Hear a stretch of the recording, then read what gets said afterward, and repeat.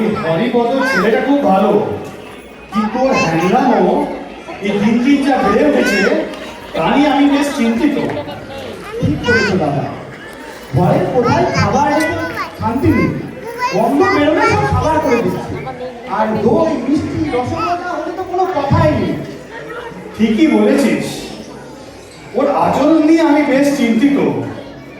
কত করে বেটাকে বোঝালাম তাও বুঝলো না, ওকে কারণ কথা শোনে না।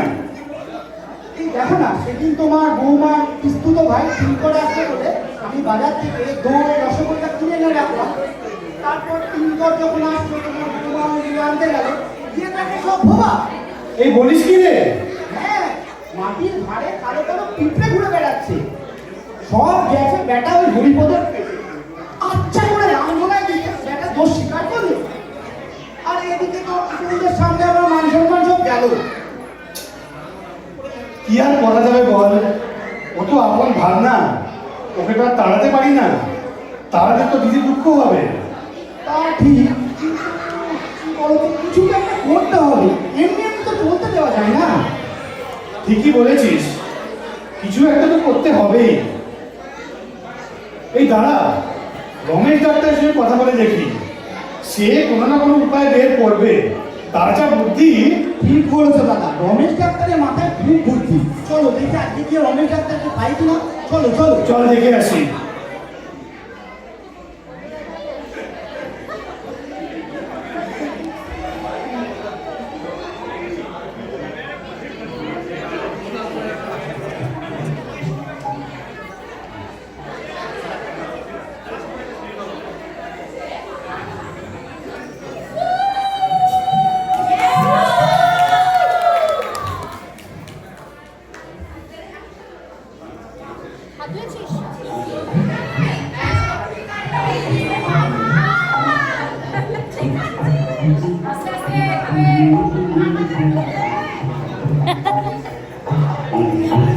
Love you na.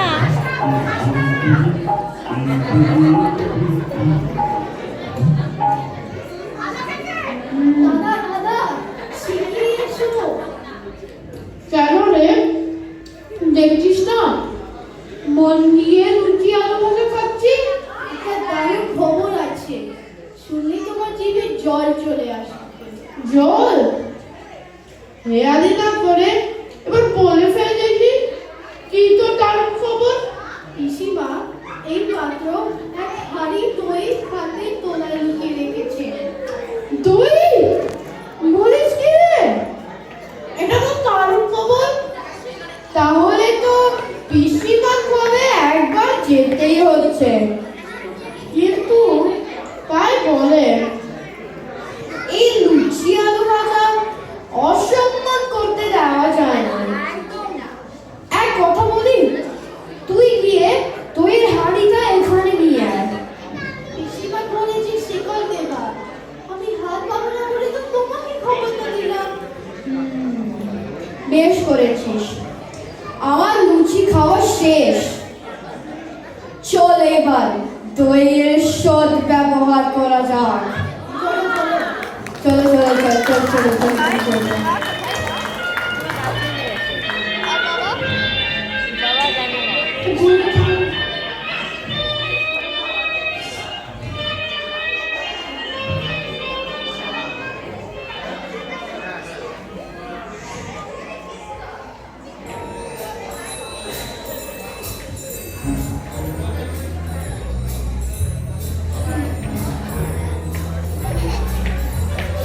ওই দেখো দাদা, দইয়ের হাঁড়ি পিসিমা যত্ন করে রেখেছে। হ্যাঁ জানি তো, পিসিমা যত্ন করে রেখেছে আমার জন্য। হ্যাঁ, শুধু তোমার জন্য? আমি যে খবরটা দিলাম সেটা কিছু নয়, তুমি একাই দই খাবে বুঝি? আরে না রে, প্রসাদ পাবি।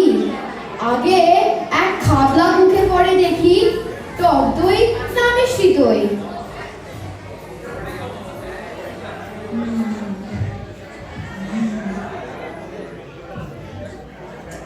দেখছি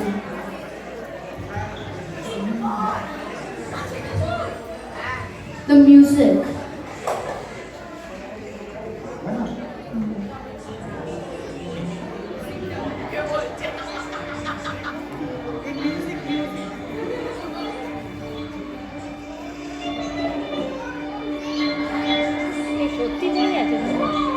আহ!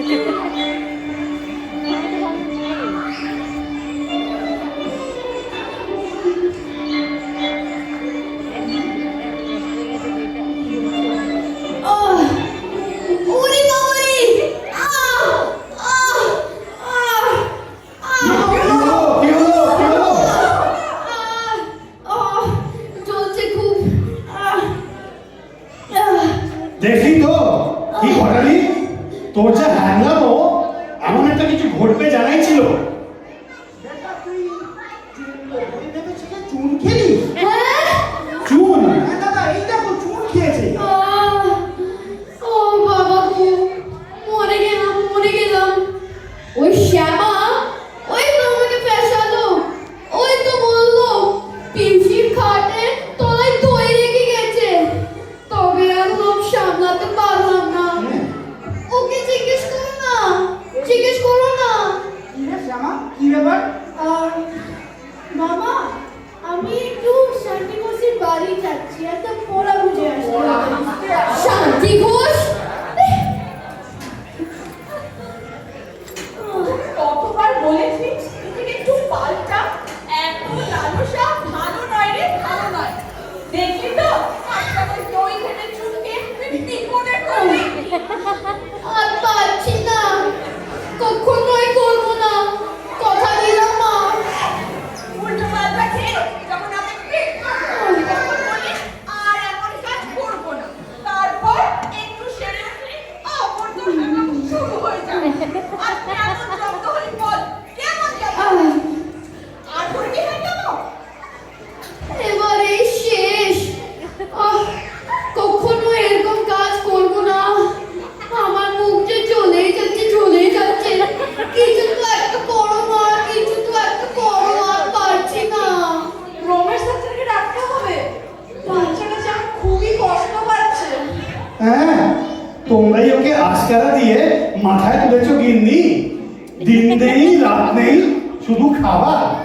কত ধমক, কত শাস্তি দেওয়া হয়েছে ওকে, তাও বুদ্ধি হয়নি। এরকম বলো না গো, ও তো আমাদের আদরের ভাগ না, শুধু একটু খেতেই ভালোবাসে। আর কোনো দোষ করেনি। কোনো দোষ করেনি। ও মামি গো, কিছু তো একটা করো। আমার যে আর কিছু করার নেই রে।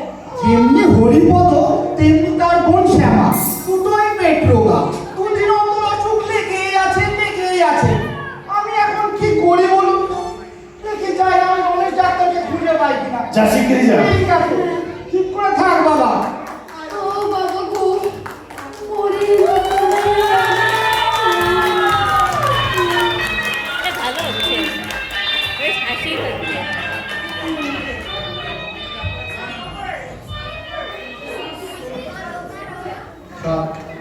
7 দিন পরে মন মরা হরিপদ বিদা হয়।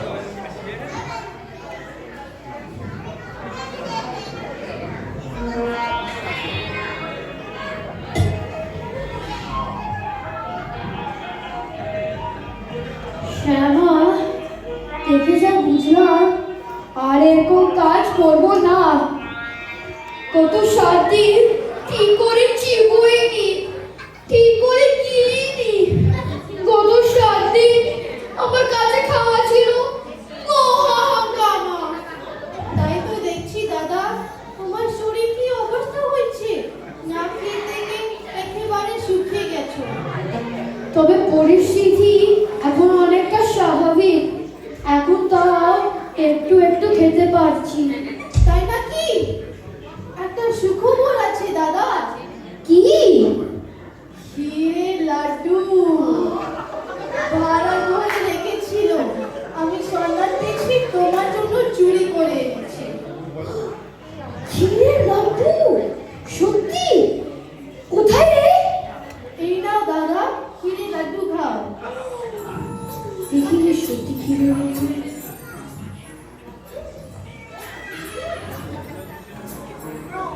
ও,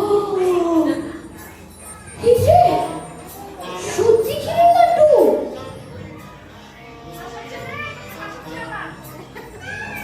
আবার খেয়ে পেটে ব্যথা। কি স্বাদ! দারুণ। কথা না বাড়িয়ে সবগুলো আগে সবার করে নি।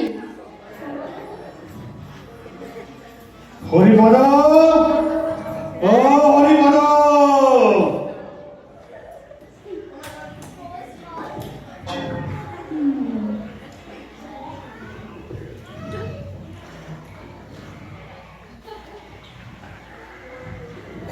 কোথায় ছিলিস এতক্ষণ? সারা দিচ্ছিলিস না কেন? আগে ও জল খাচ্ছিলাম না। শুধু জল খাচ্ছিলে না তোর সাথে কোনো স্থলও খাচ্ছিলে? দাদা, বাড়িতে বড় ইঁদুরের উৎপাত। তো এই ইঁদুর নামার আর বন্দোবস্ত করলে কোনো উপায় নেই জানো। আর এই একটা দুটো ইঁদুর মারলে হবে না, গোটা ইঁদুরের পাড়ায় শেষ করে দিতে হবে। সে ঠিক বলেছিস, কিন্তু চিন্তা করিস না, তার উপায় হয়ে গেছে। তাই নাকি? হ্যাঁ, মাকে বলে সে তো বিষের লাড্ডু বানাতে বলেছি। সে একবার ইঁদুরের পেটে গেলে ইঁদুরের বংশ নির্বংশ। আচ্ছা, ও মামা, একটা কি কথা বলি? হ্যাঁ বল। সে কবিস খেয়ে কি হয়? হবেটা আর কি, ইঁদুরগুলো মারা যাবে। আর মানুষ যদি খেয়ে ফেলে? মানুষ? সে মানুষ খেলে মানুষ মরবে না। হ্যাঁ, তার গলা চড়কাবে, বমি পাবে। কেন? মামা, যদি একটা মানুষ 11টা খেয়ে ফেলে? 11টা? বলিস কি রে? তুই খেয়েছিস নাকি? হ্যাঁ বড় মামা, আর তার মধ্যে 5টা খুব বড় ছিল। বল। তুমি না শিগগির ডাক্তার বাবুকে ডাকো। আমার কেমন গা ঝিমঝিম আর বমি বমি করছে। এই কাজ সেরেছে, এখন কি করি? যাই দেখি আমি রমেশ ডাক্তারকে পাই কিনা। সে লোক সবসময় তো বাড়িতে থাকে না। যা শিগগিরি একবার যা, দেখে আসি। শিগগিরি যা। দেখলি তো কি একটা ঘটালি তুই। এবার যদি রমেশ ডাক্তার না আসলে কি হবে? আসুন ডাক্তার বাবু, আসুন।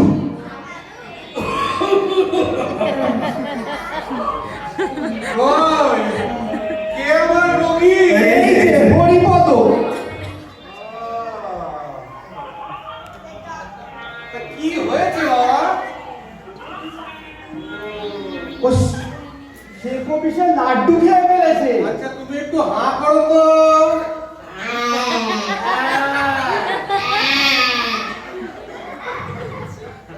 পেটটা দেখি।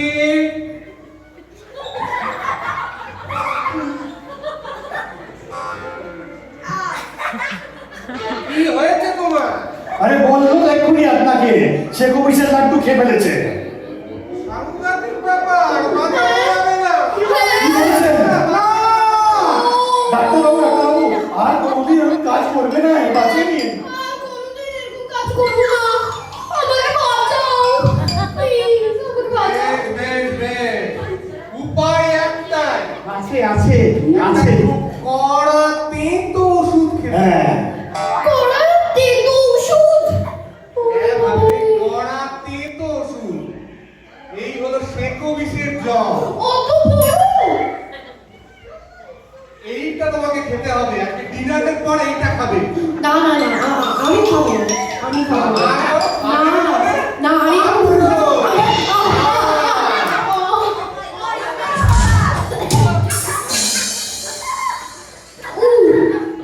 কি তেতো, কি দুর্গন্ধ।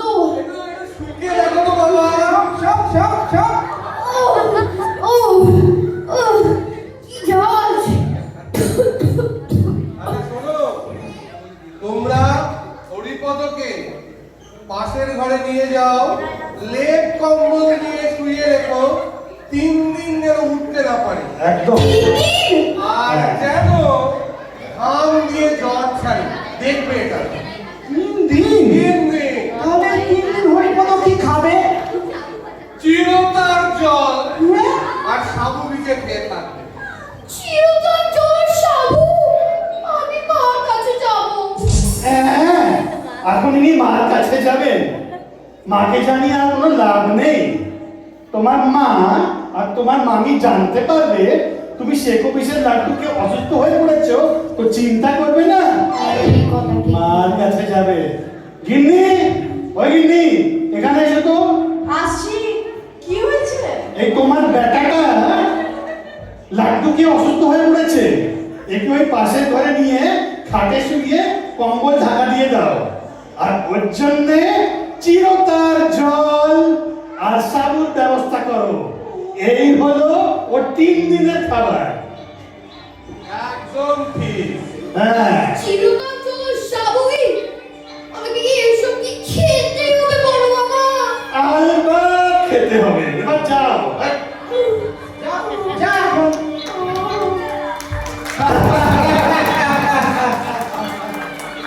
যা খেল দেখালে ডাক্তার, একটু পায়ে দিল তাও তো। তোমাদের ভাগ্নেকে কড়া তেতো ওষুধের নাম করে কালমেঘ পাতার রস বেটে খাইয়ে দিয়েছে।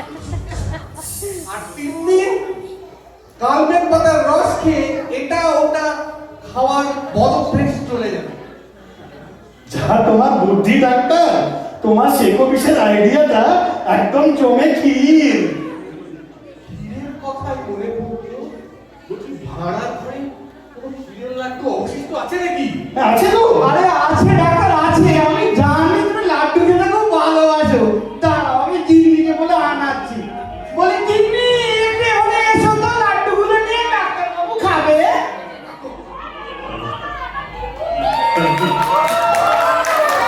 বলো।